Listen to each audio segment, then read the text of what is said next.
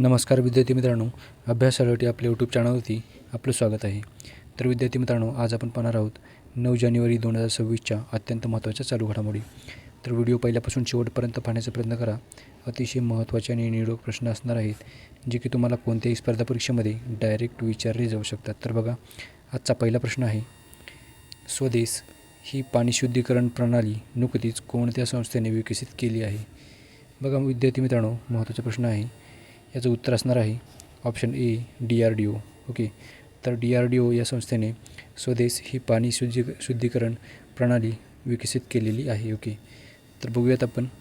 बघा, नुकतीच स्वदेश ही जी जलशुद्धीकरण किंवा पाणी शुद्धीकरण प्रणाली आहे, ती भारतीय संरक्षण संशोधन आणि विकास संस्था म्हणजेच defence research and development organisation म्हणजेच DRDOने विकसित केलेली आहे. ओके, तर लक्षात ठेवा विद्यार्थी मित्रांनो, ही जी प्रणाली आहे ती विशेषतः सैनिकांसाठी समुद्राचे पाणी आणि खारट पाणी पिण्यायोग्य पाण्यात रूपांतर करण्यासाठी डिझाईन केली गेलेली आहे. ओके, तर लक्षात ठेवा विद्यार्थी मित्रांनो, पुढचा प्रश्न बघूयात आपण.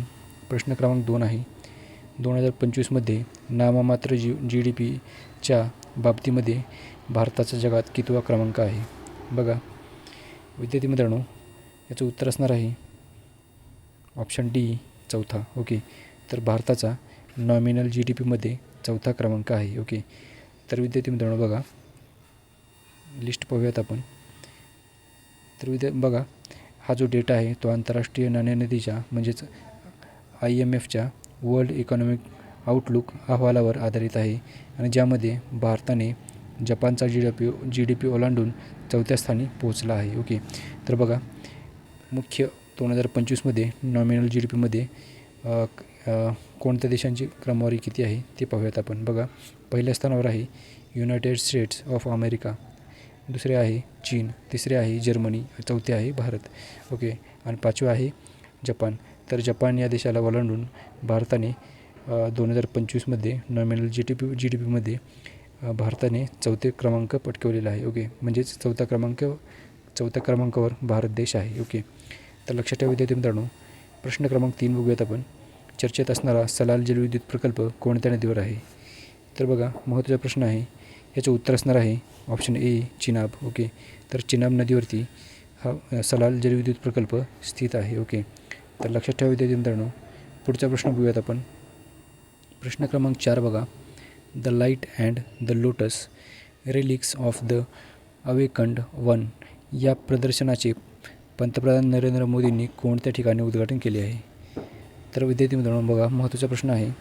याचं उत्तर असणार आहे रायपितोरा सांस्कृतिक संकुल, नवी दिल्ली. ओके, तर ऑप्शन सी याचं उत्तर असणार आहे विद्यार्थी मित्रांनो, रायपितोरा सांस्कृतिक संकुल, नवी दिल्ली येथे या कार्यक्रमाचे उद्घाटन केलेले आहे. या प्रदर्शनाचे पंतप्रधान नरेंद्र मोदींनी उद्घाटन करण्यात आले आहे. ओके, तर लक्षात ठेवा विद्यार्थी मित्रांनो, प्रश्न क्रमांक 5 बघूयात आपण. जगातील दुसऱ्या राष्ट्रीय पर्यावरण मानक प्रयोगशाळेचे उद्घाटन कोठे करण्यात आले? बघा, याचं उत्तर असणार आहे विद्यार्थी मित्रांनो ऑप्शन ए, म्हणजेच CSIR NPL. ओके, तर या संस्थेमध्ये जगातील दुसऱ्या राष्ट्रीय पर्यावरण मानक प्रयोगशाळेचे उद्घाटन करण्यात आलेले आहे. ओके, तर बघूयात विद्यार्थी मित्रांनो. बघा, जगातील दुसऱ्या नॅशनल इन्व्हायरमेंटल स्टँडर्ड्स लॅबोरेटरी म्हणजेच राष्ट्रीय पर्यावरण मानक प्रयोगशाळेचे उद्घाटन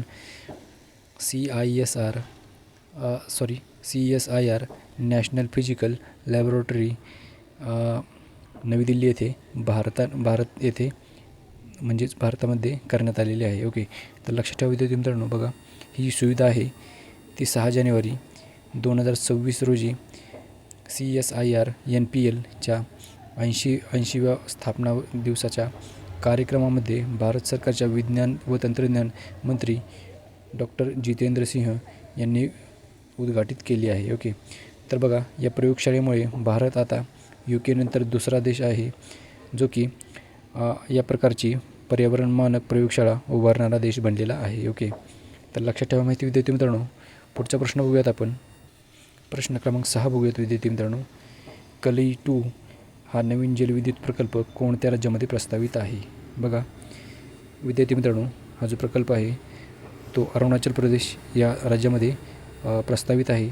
तर ऑप्शन ए याचं उत्तर असणार आहे विद्यार्थी मित्रांनो. ओके, तर लक्षात ठेवा विद्यार्थी मित्रांनो. पुढचा प्रश्न बघूयात आपण. प्रश्न क्रमांक 7 बघा.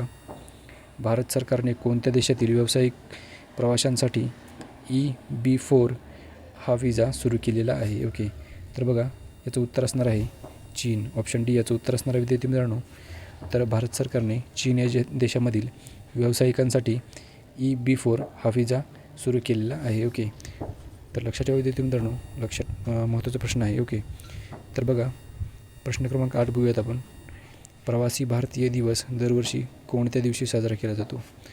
तर विद्यार्थी मित्रांनो महत्त्वाचा प्रश्न आहे हाही. तर याचं उत्तर असणार आहे डी. ओके, तर म्हणजेच 9 जानेवारी रोजी दरवर्षी आपण प्रवासी भारतीय दिवस दरवर्षी साजरा करतो. ओके, तर बघा विद्यार्थी मित्रांनो हा जो दिवस आहे तो 9 जानेवारी 1915 रोजी महात्मा गांधी हे दक्षिण आफ्रिकेतून भारतात परतले होते आणि त्यांच्या स्मरणार्थ हा दिवस साजरा केला जातो. ओके, तर लक्षात ठेवा माहिती. प्रश्न क्रमांक 9 बघूयात आपण. बघा विद्यार्थी मित्रांनो भारतातील पहिले 70 लाखांपेक्षा जास्त लोकसंख्या असलेले झोपडपट्टीमुक्त शहर कोणते बनले आहे? तर याचं उत्तर असणार आहे विद्यार्थी मित्रांनो सुरत. ओके, ऑप्शन बी याचं उत्तर असणार विद्यार्थी मित्रांनो सुरत हे शहर भारतातील पहिले 70 लाखांपेक्षा जास्त लोकसंख्या असलेले झोपडपट्टीमुक्त शहर बनलेले आहे. ओके, तर विद्यार्थी मित्रांनो महत्त्वाचा प्रश्न आहे. ओके, तर लक्षात ठेवा विद्यार्थी मित्रांनो हे जे शहर आहे ते 70 लाखांपेक्षा जास्त जी लोकसंख्या आहे विद्यार्थी मित्रांनो या शहराची लोकसंख्या आहे 70 लाखांपेक्षा जास्त असलेली. ओके, तर 70 लाखांपेक्षा जास्त असलेली लोकसंख्या हे सुरत शहरामध्ये आहे आणि ते झोपडपट्टीमुक्त असे पहिलेच शहर बनलेले आहे. ओके, तर विद्यार्थी मित्रांनो माहिती लक्षात ठेवा. तर पुढचा प्रश्न बघूयात आपण. प्रश्न क्रमांक 10 बघूयात. बघा चर्चेत असणारे पार्वती आर्गा अभयारण्य कोणत्या राज्यामध्ये आहे?